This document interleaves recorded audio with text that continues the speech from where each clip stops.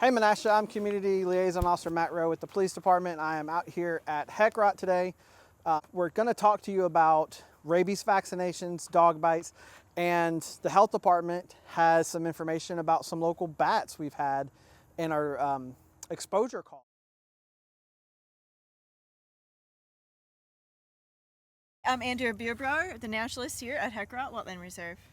Hi, I'm Todd Drew. I'm the Environmental Health Sanitarian for the City of Menasha Health Department.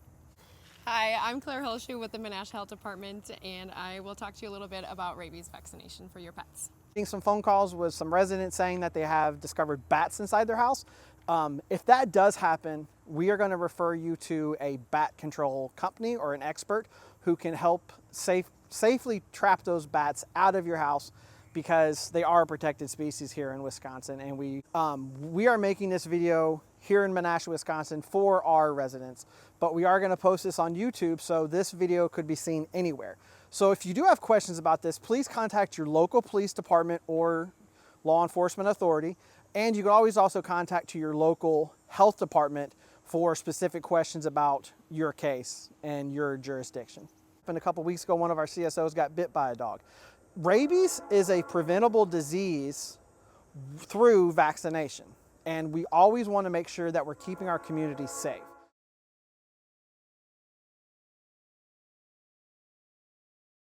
My name is Andrea Bierbrower. I'm one of the naturalists here at Heckrodt Wetland Reserve. I'm here to talk about one of my favorite animals, which is the bat. Bats are the only mammal that flies here in Wisconsin. We have 8 species of bats. Bats are amazing animals. They're super important for our ecosystem. They help with the insect population. Bats, a little brown bat, can eat about 1,000 M&Ms, moths or mosquitoes. That's how many are in this jar, so it tells you how much they eat in 1 hour.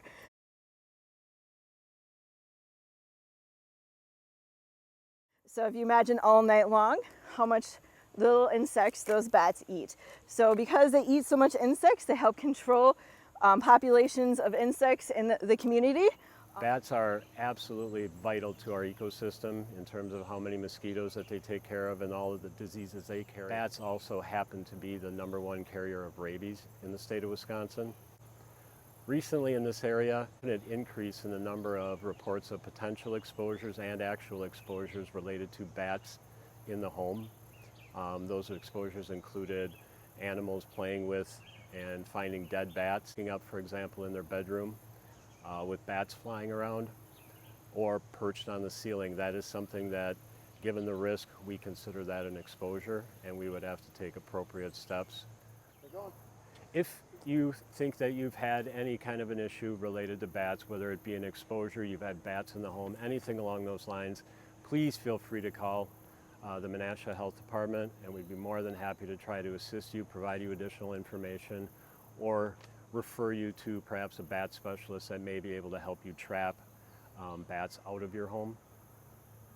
A couple of things that we run into in the event that there is an exposure or a suspected exposure. If it's an animal, hopefully we will have a bat to submit for testing. That's not always the case, and in those cases, whether they're vaccinated or unvaccinated, they will be quarantined. In the event of a person being potentially exposed or exposed directly, they would be recommended to go start the rabies prophylactic shot series, which is not what people think. It used to be the very painful shots in the belly button and things of that nature. Today it's 4 shots in the shoulder. It's nowhere near as traumatic as it used to be. However, we recommend that those people consult with their primary care providers, hopefully taking our recommendations into account. Not only are we concerned about human exposure to bats, we also are concerned about our pets being exposed. State law does require that our pets are vaccinated against rabies, and that really does make all the difference if your pet comes in contact with a wild animal like a bat. If your vaccinated cat or dog has an exposure with a bat or other wild animal, they most likely will have a 60-day in-home quarantine, where if your unvaccinated dog or cat has an exposure, that is required for a 180-day quarantine. Keeping your pets up to date on their rabies vaccine can prevent long separations from you and your pet and keep them healthy. Bats are a protected species in Wisconsin, so make sure that we're handling them in a responsible way. Fall is approaching and hibernation is happening for bats. They are trying to find their way into a warm place to roost for the winter. So there here is a bat house. These are important to put up outside your homes. Barns helps the bat populations. Hi, Andrea. Hi. And to come off of that, especially with bat houses, that is a great way to keep bats from entering your home and trying to roost into your attic. Resources out there. By everyone doing their part, we can make our community safe and protect our local wildlife. And as always, contact your local police or health department authority if you have questions. And thanks for watching.